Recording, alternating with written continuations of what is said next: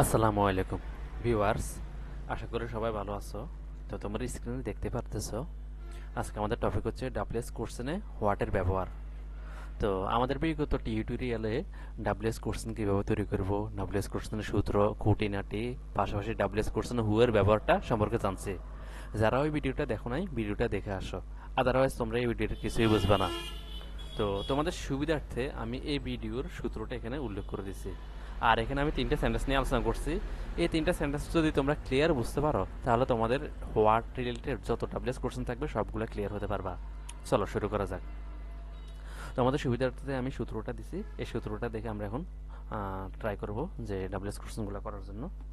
So দেখো, এখানে প্রথমে আমাদের এক নম্বর আছে, Smith is reading a book about Bangladesh.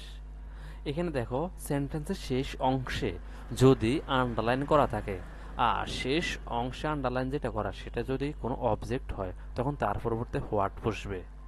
So আমরা এখানে হোয়াট বসাবো এখন। এরপর মনে রাখবা ডাব্লিউএস ওয়ার্ড বসার পরবর্তীতে আমাদের এখানে আসতে কি অক্সিলারি ভার্ব, যদি অক্সিলারি ভার্ব থাকে তখন অক্সিলারি ভার্ব বসবে। যেমন আমরা দেখতেছি এই সেন্টেন্সে অক্সিলারি ভার্ব হিসেবে ইজ আছে, সো আমরা এখানে ইজ বসাই দিব। এরপর দেখো অক্সিলারি ভার্বের পর আমাদের আসবে কি সাবজেক্ট। সো এখানে দেখো এখানে সাবজেক্ট হিসেবে আছে কি স্মিথ, স্মিথকে উদ্দেশ্য করে বলছে, সো এখানে স্মিথ বসবে। সাবজেক্টের পর আমাদের এখানে আছে কি মেইন ভার্ব, মেইন ভার্ব হচ্ছে এখানে রিডিং, সো আমাদের এখানে রিডিং চলে আসবে। রিডিং এর পর আছে এখানে এক্সটেনশন, এক্সটেনশন বলতে আর বাকি কিছু যদি থাকে, যেহেতু আন্ডারলাইন ছাড়া আর বাকি কিছুই নাই, সো এখানে আর এক্সটেনশন নাই, সো এখানে আমাদের শেষে প্রশ্নবোধক চিহ্ন আমরা বসাই দিব। শেষ। আশা করি বিষয়টা বুঝতে পারছো, যদি না বুঝো বারবার দেখবা। দ্বিতীয়টা আমরা করি, দ্বিতীয়টা আছে he likes apples and bananas. উপরের সেন্টেন্সের নাই, সেকেন্ড সেন্টেন্সটাও সেম একই রকম, শেষ অংশে আন্ডারলাইন করা আছে, আর যেখানে আন্ডারলাইন করছে সেটা একটা অবজেক্ট, যেমন অ্যাপলস অ্যান্ড ব্যানানাস এগুলো অবজেক্ট। সো অবজেক্টের নিচে আন্ডারলাইন করা থাকলে আমরা হোয়াট ব্যবহার করব। ডাব্লিউএস ওয়ার্ড আমরা বসানোর পর আমরা এখানে বসাবো অক্সিলারি ভার্ব। যেহেতু এখানে দেখতেছি এখানে কোনো অক্সিলারি ভার্ব নাই, মেইন ভার্ব যদি থাকে মেইন ভার্বের এগেনস্টে টু ডু ভার্ব আসে। তো কোথায় টু ডু ভার্ব? আমরা জানি টু ডু ভার্বের মধ্যে ডু, ডিড, ডাজ এই তিনটা। এখন কোথায় ডু বসবে, কোথায় ডিড বসবে, কোথায় ডাজ বসবে মনে রাখবা। যদি মূল ভার্ব হয় তখন ডু বসবে, আর যদি ভার্বের শেষে এস বি এস যোগ থাকে তখন ডাজ বসবে, আর যদি তোমার ভার্বের পাস্ট ফর্ম হয় তখন ডিড বসবে। যেহেতু আমরা এখানে দেখতেছি ভার্বের শেষে এস যোগ আছে, সো এখানে ডাজ বসবে।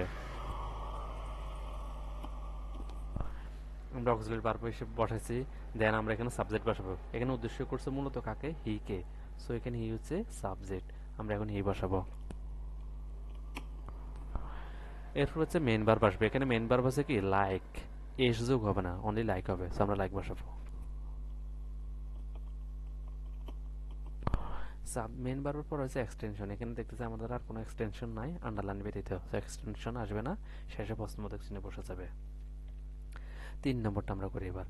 দেখো এক এবং দুই এর ন্যায় তিন নম্বরও সেম একই রকম, শেষ অংশে আন্ডারলাইন করা আছে, আর আন্ডারলাইন যে অংশ করা আছে সেটা একটা অবজেক্ট, আর আমরা জানি অবজেক্টের নিচে যদি আন্ডারলাইন করা থাকে তখন হোয়াট বসে।